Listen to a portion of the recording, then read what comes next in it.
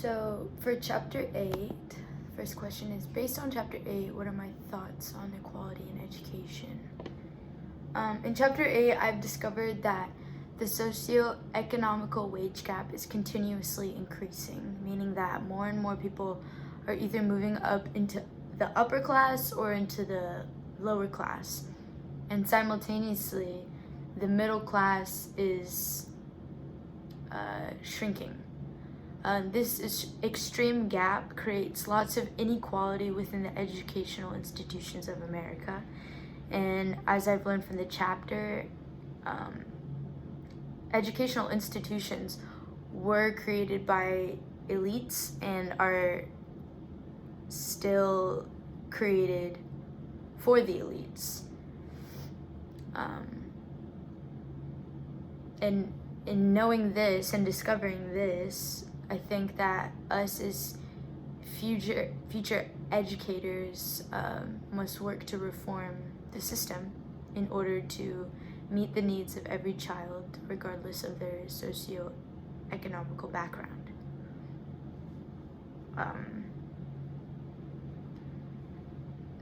So what are my thoughts on Branham's question? As educators, we must be ready to finesse complicated situations with them, for them, and to accept these children for who they are. Are you prepared, educators? This question posed by the author, to me, comes as a call of action to all future educators, and she's explaining that we must move forward with the knowledge or awareness that each child has their own struggles, and it's our responsibility to actively accommodate each unique situation. And the author also makes it known to the reader that with this big responsibility, we must be ready to have, quote, constructive, important, and sometimes difficult conversations. And then the author continues to say, you can't make waves without rocking the boat. Meaning, once we accept that this is, quote unquote, our mission, then we need to be ready to make these progressive changes in forming a more personalized educational experience for every future student in order to ensure the most equal opportunity at obtaining the best education. My most salient takeaway from this chapter, from chapter 8, is my own personal acknowledgement of the ongoing mission, like I just stated, in taking part in improving the equality of the educational system. For chapter 9, it says, it's telling me to conduct research on Paulo Freire, and what book he's most known for and what type of pedagogy was created based on his work. I discovered that Paulo was a Brazilian educator and a philosopher who was an advocate of critical pedagogy. His most influential work was called Pedagogy of the Oppressed. And in that, in his work, he elaborated on an educational theory or concept called conscientization. I'm probably saying that wrong. But that is the development of critical consciousness through a process of reflection and action. And that theory is often translated as critical consciousness. And it's the process through which a person learns about the social and political contradictions of his or her life and takes actions to challenge them. So it's a more progressive way of thinking or approaching the classroom in terms of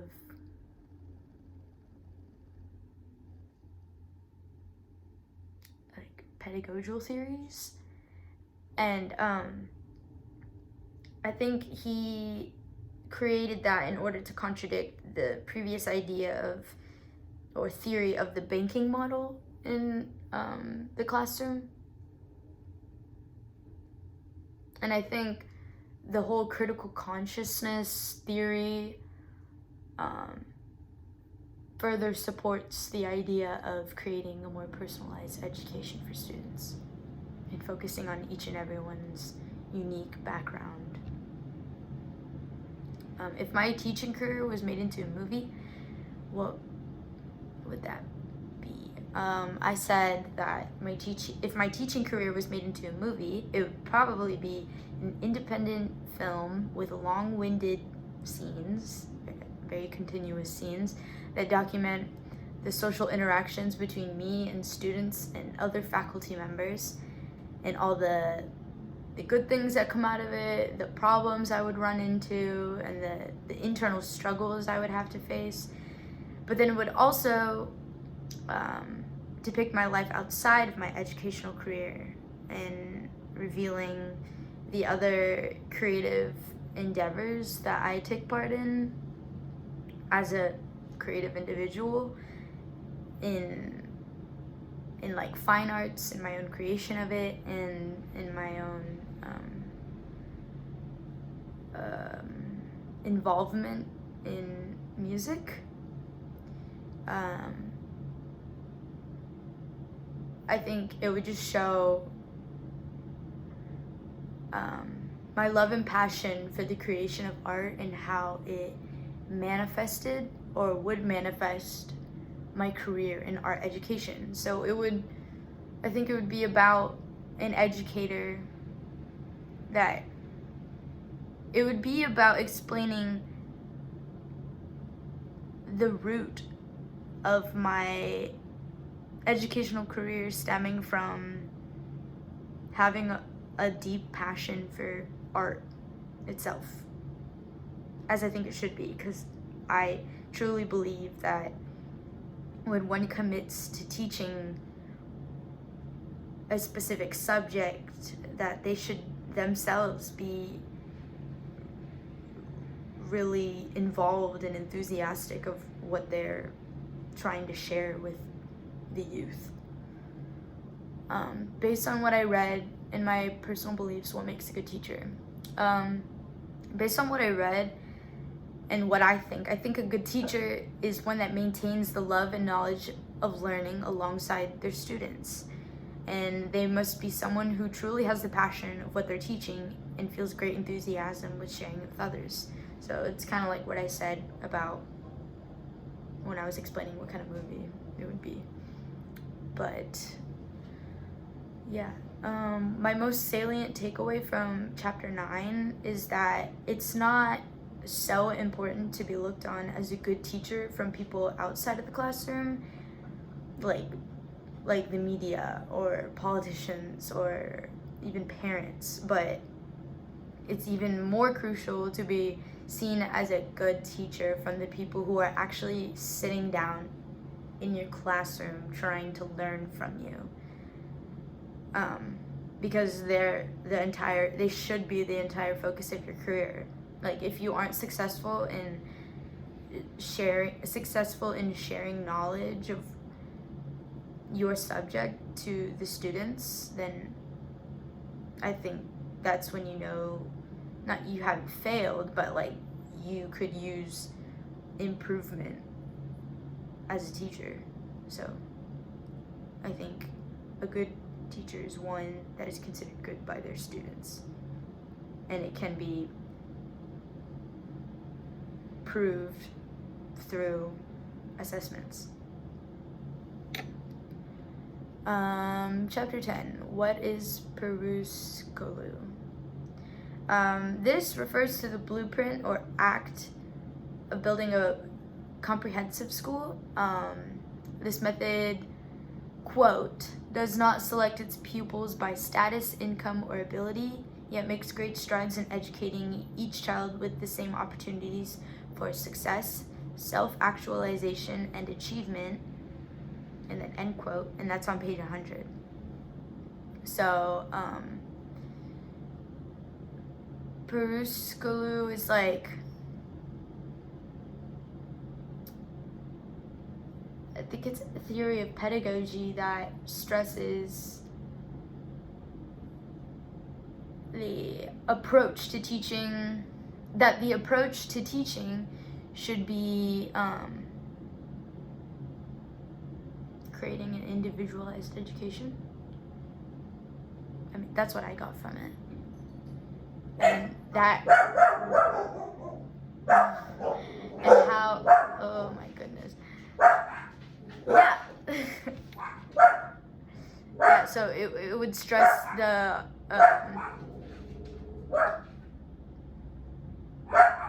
it would stress that, the, Lotus, stop. Lotus. Okay, next question. Summarize the author's feelings on what other countries are doing right and what they're doing that the US maybe does not do yet in mass. Lotus! Stop.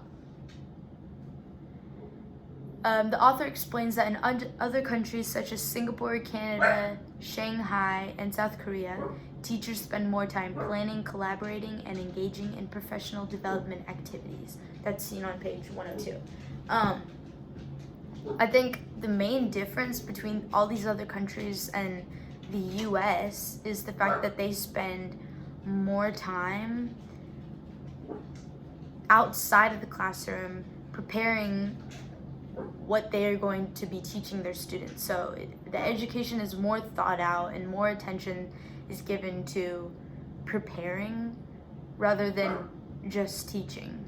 Because teaching can be looked at as like the only job of an educator, but in reality, the magic happens when it's being planned out and like everything is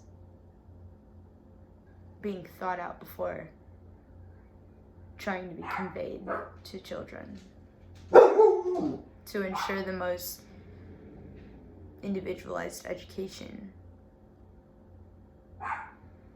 Yeah. What does the author emphasize Finland's education? Why does the author emphasize Finland's educational system? Stop. The author, Michelle. The author admires the way that Finland makes.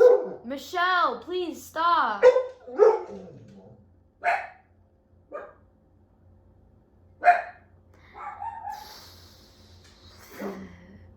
Oh, okay. The author admires the way that Finland makes sure to take care of their teachers. Taking care of their teachers or treating them with respect or revering them as prestigious allows teachers to more easily and more enjoyably educate their students by creating a more personalized and individualized environment of education. So treating the teachers right makes them more willing to put in more time in creating a better education for their students. I mean, it only makes sense. Like if you're not being appreciated, it makes it really hard to do your job well. And that's the reality of it. My most salient takeaway from the chapter is, from chapter 10, is the fact that it's possible to treat our teachers with more respect and in turn create a better educational institution for our students. I mean, the author explains that we see it in other countries today. It's all just a matter of getting the US on the same track to remove the negative stigmas of educators. Okay, so for chapter 11, what assessments does the author mention and why?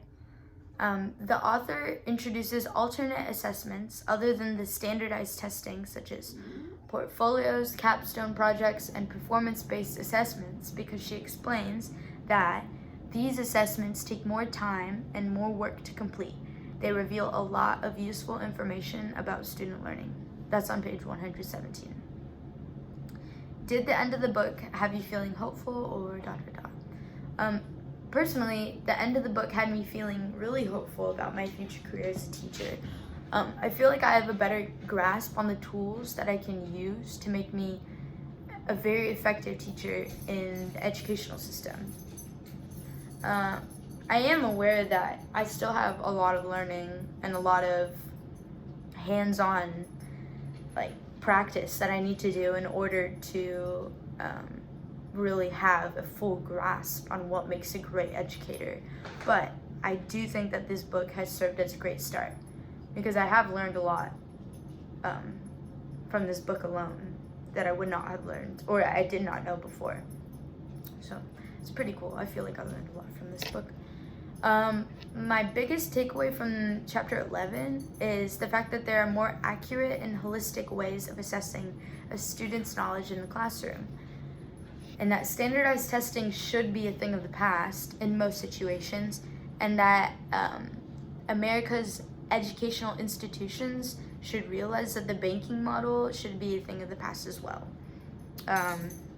I do know that it has been realized mostly that the banking model is just not the way to go, but even though we recognize that, I think sometimes we fall back into it again. Speaking from experience of when I was a student, sometimes that's how I felt, like I was being taught to in the classroom. So it's one thing to recognize it, but it's another thing to actually change it and to work to progress this system.